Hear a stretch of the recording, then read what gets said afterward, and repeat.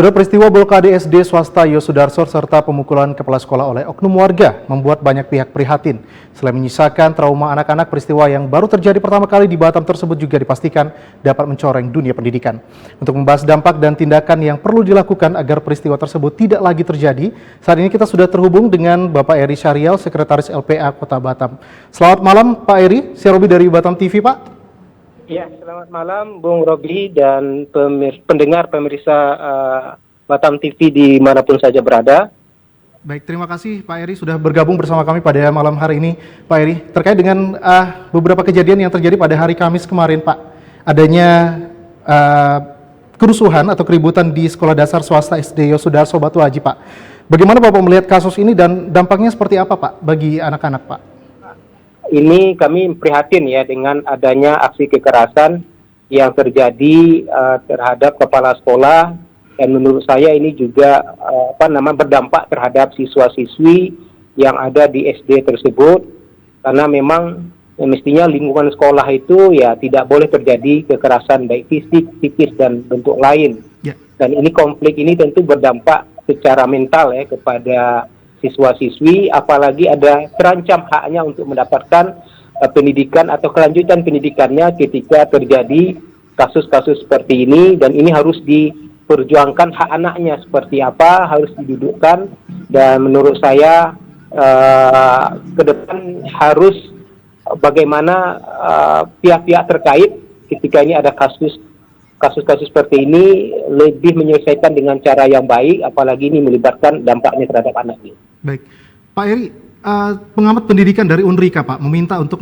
dilakukan pendampingan psikologis dan memastikan bahwa anak-anak tidak trauma. Apakah hal ini menurut Bapak setuju terkait dengan hal ini dilakukannya pendampingan terhadap psikologis anak-anak, atau dari LPA sendiri ada sesuatu yang ingin ditambahkan terkait dengan hal ini Pak? Iya, saya setengah setuju ketika anak ini menjadi diperhatikan kondisi psikologisnya sebagai dampak dari peristiwa aksi kekerasan tersebut. Ya, harus ada pendampingan, dilihat sejauh mana dampaknya. Kalau memang ada berdampak saat ini, kemudian dilihat juga tidak hanya secara psikologis, tapi bagaimana juga dampak terhadap kelanjutan pendidikannya. Ini juga bagian dari hak anak ya. Salah satu hak dasar anak, selain ada perlindungan secara dari kekerasan, juga ada perlindungan hak dasar berupa hak pendidikan. Jadi ini harus diselesaikan dengan baik oleh pemerintah Kota Batam supaya tidak ada hak anak yang dilanggar gitu. Kemudian kalau ada itu peristiwa pidana dan itu berdampak kepada anak dan ini dia ada efek jera, ya mungkin proses hukum bisa dilakukan. Tapi kita belum melihat secara umum persoalan ini, kita hanya saat ini melihat dampak dulu pada anak. Coba kita minta kepada pendampingan UPT pelindungan anak di Pemko Batam supaya turun. Di situ ada psikolog yang bisa mendampingi korban-korban anak. Jadi kita nanti akan bekerja sama seperti apa sehingga kasus kekerasan di ranah pendidikan tidak terjadi lagi. Apalagi saat ini ada digalakkan, disosialisasikan, diterapkan sekolah ramah anak. Nah, ini menjadi peristiwa yang justru sebaliknya masih ada kekerasan, dan kita punya sejarah sebelumnya di mana anak-anak kita juga rentan. Kita mungkin ingat lagi peristiwa di Barelang, penggusuran yang juga berdampak terhadap anak pendidikan, dan saya waktu itu juga wanti-wanti ke depan jangan terjadi kekerasan di ranah pendidikan gitu. Baik. Pak, tadi Bapak menyinggung sedikit adanya tindakan hukum, Pak. Apa perlu ada tindakan hukum untuk pelaku pemukulan dan juga blokade sekolah ini, Pak?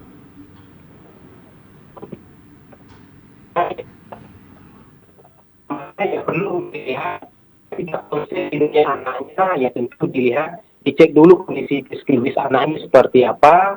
Kalau untuk korban dewasa, katakanlah itu kepala sekolah, ya silakan saja nanti sebagai korban dia bisa berhak untuk juga melapor mendapatkan perlindungan. Kemudian menurut saya ya perlu paling tidak ini ada semacam warning ya kepada pelaku dan orang-orang di sana supaya aspek anak ini betul-betul diperhatikan gitu. Kadang-kadang dalam suatu kejadian orang ini mengabaikan anak, padahal di situ ada anak-anak yang harus dilindungi, dan tidak saja dia dilindungi dari kekerasan secara langsung, tapi secara tidak langsung juga ketika aksi itu di depan anak, dia harus bisa menahan diri. Oh, ini ada anak-anak di lingkungan sekolah. Ya mungkin ya artinya mencegah itu terjadi gitu. Jangan sampai anak-anak kita menyaksikan langsung peristiwa kekerasan, dan itu sangat mengganggu tumbuh kembang anak, apalagi terjadi di ranah pendidikan. Artinya ranah pendidikan kita saat ini ya belum ramah juga terhadap anak. Kita juga minta kepada orang pihak-pihak terkait, kalau ada persoalan hukum ya, termasuk aparat penegak hukum sendiri, termasuk pemerintah sendiri juga gitu, saat ini dan ke depan, cobalah responsif terhadap anak gitu. Kita sudah jadi kota layak anak, penerapan sekolah ramah anak, tapi kadang-kadang banyak pihak belum sadar, belum paham bahwa tindakan yang dilakukan itu mestinya tidak perlu terjadi di depan anak gitu. Ya. Baik, Pak Eri, kalau kita lihat bahwasanya kejadian yang terjadi pada Kamis kemarin, siswa dari Yosudarso 3 Batu Aji ini sendiri sedang ujian seperti itu, Pak. Kira-kira treatment seperti apa, Pak, yang harus dilakukan jika ditemukan trauma pada anak-anak ini, Pak? Ya tentu kalau bicara dampak psikologis gitu ya, trauma pada anak, tentu dilihat dari aspek korbannya. Korbannya ya kira-kira menyaksikan langsung, coba dilihat ini apakah ini berdampak secara psikologis, apakah ini dampaknya ya tidak terlalu berat, ringan, sedang, itu kan dilihat. Psikologis pun termasuk kekerasan. Jadi asesmen dari psikolog itu bisa membuktikan bahwa ini telah terjadi kekerasan atau berdampak secara psikologis pada anak. Seperti itu. Apalagi ini dalam suasana ujian terjadi ya, di mana anak-anak itu butuh juga ketenangan, butuh dia konsentrasi itu belajar, tiba-tiba ada kejadian seperti ini kan jadi buyar. Apalagi proses ujian ini juga butuh berapa hari gitu. Ini kan sangat mengganggu dunia pendidikan. Ya mestinya pihak-pihak yang berperkara ini ya bisa menahan diri gitu. Paling tidak kalau ada ya di luar sekolah, di luar tidak disaksikan oleh anak-anak. Ada cara-cara elegan yang bisa dilakukan gitu.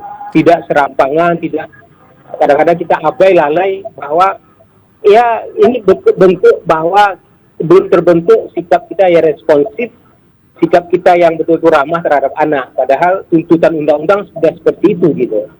Baik, Pak Eri, terkait dengan kasus yang terjadi pada Kamis kemarin di daerah Batu Aji ini, Pak. Dalam kasus ini sendiri, apakah LPA dilibatkan pemerintah, Pak, untuk penyelesaiannya, Pak? Diulangi lagi, Pak Bung Robi, pertanyaannya. Ya, dalam kasus yang terjadi keributan di Yosudarso 3 Batu Aji ini sendiri, Pak, apakah dari LPA sendiri dilibatkan pemerintah, Pak, untuk penyelesaiannya, Pak? Oh, sampai sejauh ini belum ada. Kita mengamati, melihat perkembangan seperti apa. Ya tentu kalau ada dari pihak sekolah kah, orang tua, itu minta pendampingan kepada anak, kita welcome lah menerima pengaduan mereka, memfasilitasi pengaduan mereka dan mencarikan solusi-solusi dan penanganan selanjutnya seperti apa.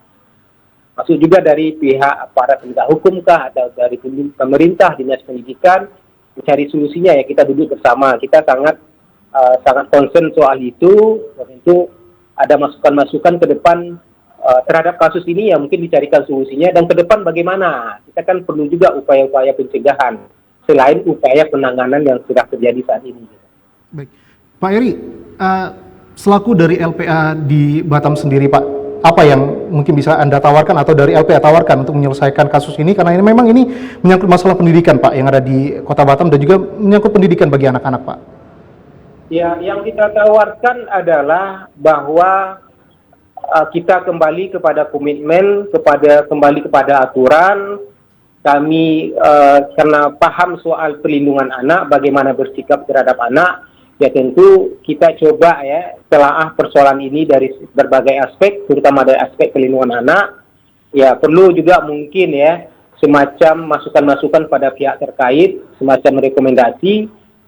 Kemudian juga kami juga membuka diri ya, kalau ada anak-anak orang tua, katakanlah ada yang trauma, kemudian membawa anaknya ke kami, kita akan mencarikan seperti apa solusinya. Tentu kita lihat dulu dampaknya.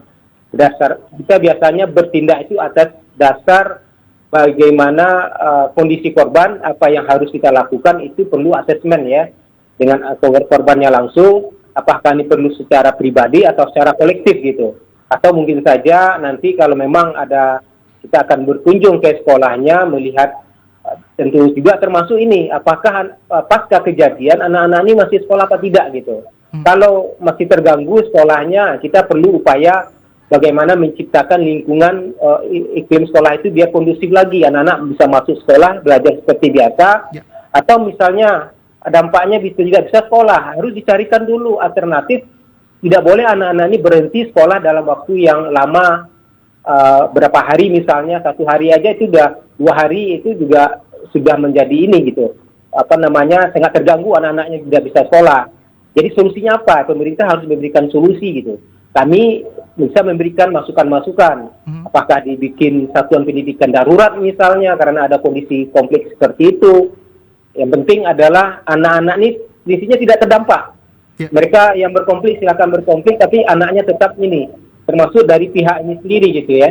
Pihak bagaimana yang membukade misalnya merasa punya hak, tapi tolong ini ada anak yang harus diselamatkan, jadi mereka harus memberikan semacam, jangan sampai mengganggu aktivitas pemblokiran itu, mengganggu anak belajar gitu, seperti itu. Baik, ini kan sempat terganggu Pak, proses belajar mengajar yang terjadi di hari Kamis kemarin, apalagi anak-anak sedang dalam ujian, seperti itu Pak. Nah, harusnya sebagai warga yang berada di lingkungan sekitar sekolah memberikan keamanan dan juga kenyamanan bagi siswa ataupun juga bagi peserta didik yang sedang menempuh pendidikan Pak. Apa yang harus dilakukan oleh pemerintah bersama stakeholder terkait Pak untuk memastikan agar masyarakat dan pihak sekolah ini bisa berjalan dengan baik dan juga berdampingan agar proses belajar mengajar ke depannya juga menjadi lebih baik Pak? Ya, menurut saya gini, karena ini adalah sekolah SD ini berada di bawah kewenangan Dinas Pendidikan Kota Batam, ya tentu Dinas Pendidikan Kota Batam tentu sudah turun ya, sudah menganalisis persoalan ini dan sudah memberikan semacam opsi sehingga persoalan ini tetap berjalan, tapi anak ini bisa tetap sekolah gitu. Harapan saya seperti itu gitu, jangan sampai terganggunya itu dalam waktu yang panjang. Kalau memang ada anak-anak ini yang mengalami trauma seperti apa, trauma healing atau yang pernah dilakukan sebelum-sebelumnya gitu ya. Kemudian anak-anak ini juga harus diberikan memulihkan mentalnya lagi, bisa secara kolektif, sehingga anak-anak diyakinkan, orang tuanya diyakinkan, guru diyakinkan bahwa proses pendidikan itu tidak terganggu, tapi tetap berjalan.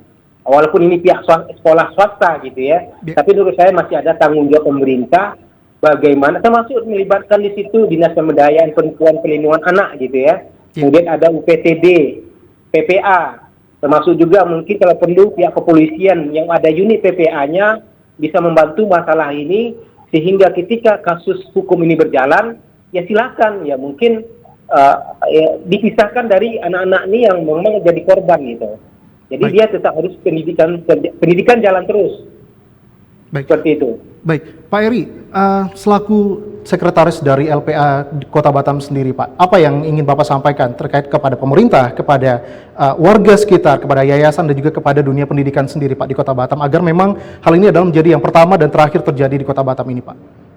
Ya, tentu pesan kita adalah bahwa perlindungan anak itu adalah sesuatu yang diprioritaskan. Anak adalah aset bangsa, aset daerah. Mereka tidak boleh berhenti ketika ada masalah, hak-haknya harus dilindungi, termasuk hak pendidikan. Jadi jangan suatu kejadian itu mengakibatkan anak jadi korban. Cepat lakukan upaya-upaya yang cepat, yang responsif, yang bisa menyelesaikan persoalan. Kalaupun persoalan hukumnya panjang, ada sengketa secara hukum, tapi anak-anak ini harus segera bisa sekolah, harus bisa pulih, apalagi ini tahap-tahap anak lagi ujian. Jadi kita minta pengertian dari berbagai pihak supaya anak ini tetap menjadi utama ya, seiring dengan pengarus utama anak. Jadi silakan mereka mencari keadilan masing-masing, tapi anak tetap menjadi prioritas, baik apakah dari pihak yayasan, pihak sekolah, pihak yang memblokade, masyarakat sekitar. Ada peran serta masyarakat yang harus dimasukkan juga dalam perlindungan anak gitu. Oh ya, ini anak, jadi kami nggak mungkin mengorbankan anak gitu. Artinya memang ini kembali kepada kesadaran masing-masing pihak bahwa anak ini harus dilindungi, diberikan hak-haknya, jangan sampai dia sudah jadi korban kemarin ketika ada kekerasan, dia menyaksikan itu, jangan sampai berlanjut. Nah, jadi ada supaya pencegahan lebih cepat, rekonstruksi, kemudian rehabilitasi, trauma healing, sehingga anak-anak pulih dan bisa melanjutkan pendidikan seperti sedia kala gitu. Baik. Demikian menurut saya. Baik, terima kasih Pak Eri Syarial setelah bergabung bersama Batam TV pada malam hari ini Pak. Semoga permasalahan ini segera diselesaikan baik itu oleh pemerintah, kemudian stakeholder terkait dan juga masyarakat dan juga pihak yayasan dan sekolah agar memang anak-anak Indonesia, lebih khususnya anak-anak Kota Batam dapat diberikan pendidikan yang lebih baik ke depannya.